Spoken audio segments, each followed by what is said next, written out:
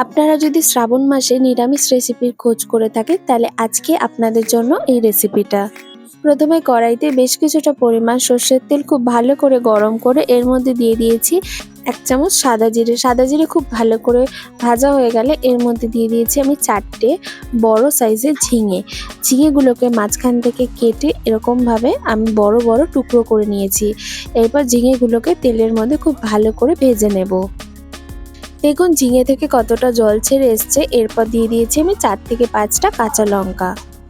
এরপর দিয়ে দিয়েছি আমি পরিমাণ মতো লবণ, আর আমি রান্নাটা কিন্তু হাই ফ্লেমেই করছি।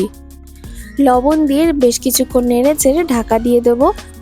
আপনারা কোনো পুজোর দিনে বা নিরামিষ দিনেও এই রেসিপিটা খুব সহজেই কিন্তু বানিয়ে নিতে পারেন। এরপর ঢাকনা খুলে দিয়ে দেবো 1 চামচ জিরে গুঁড়ো, 1 চামচ ধনে গুঁড়ো ও 1 চামচ হলুদ গুঁড়ো। গুঁড়ো মশলাগুলোর সাথে ঝিঙেটাকে খুব ভালো করে নেড়েচেড়ে কষিয়ে নেব। দেখুন ঝিঙের থেকে অনেকটা পরিমাণে জল বেরিয়ে এসছে। মিডিয়াম টু হাই ফ্লেমে রান্নাটা আমি করে নিচ্ছি। আর এর মধ্যে দিয়ে দিচ্ছি নারকেল কোড়া। আমি এখানে ছোট একটা নারকেলের গোটা নারকেলটা কুড়িয়ে দিয়ে দিয়েছি। এরপর নারকেলের সাথে ঝিঙাটাকে খুব ভালো করে নেড়েচেড়ে কষিয়ে নেব। এই রান্নাটা কিন্তু আপনারা চাইলে নিরামিষ দিনে বা ভগবানের ভোগেও এই রেসিপিটা তৈরি করে দিতে পারেন। দেখুন খুব ভালো করে আমি মিডিয়াম ফ্লেমে কষিয়ে নিয়েছি। এরপর দিয়ে দিচ্ছি গুড়। আপনারা চাইলে চিনিরও ব্যবহার করতে পারেন। এরপর গুড় দিয়ে নেড়েচেড়ে খুব ভালো করে মিশিয়ে নেব।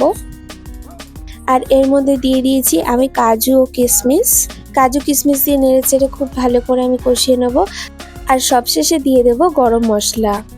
এখানে গরম মশলা দেওয়াটা স্কিপ হয়ে গেছে। অবশ্যই সবশেষে গরম মশলা আর একটু ঘি দিয়ে দেবেন, তাহলে কিন্তু রান্নাটা আরও টেস্টি হবে। আমার এটা অতিরিক্ত শুকনো মনে হয়েছে বলে আমি এখানে সামান্য পরিমাণে জল দিয়ে দিচ্ছি। জল দিয়ে নেড়েচেড়ে একটুখানি কষিয়ে নেব। আপনাদের যদি জলের প্রয়োজন না হয় আপনারা অবশ্যই ব্যবহার করবেন না। এরপর ঢাকনা খুলে দিয়ে দিয়েছি ঘি দিয়ে নেড়েচেড়ে নেব। আর ঘিটা দিলে কিন্তু এই রেসিপিটার স্বাদ আরও দ্বিগুণ হয়ে ওঠে। ভিডিওটা ভালো লাগলে লাইক করে দেবেন, চ্যানেলটি সাবস্ক্রাইব করে পাশে থাকবেন আর কমেন্ট করে জানাবেন কেমন লাগলো। আজকে এই পর্যন্তই, দেখা হচ্ছে নেক্সট ভিডিওতে। সুস্থ থাকবেন, ভালো থাকবেন।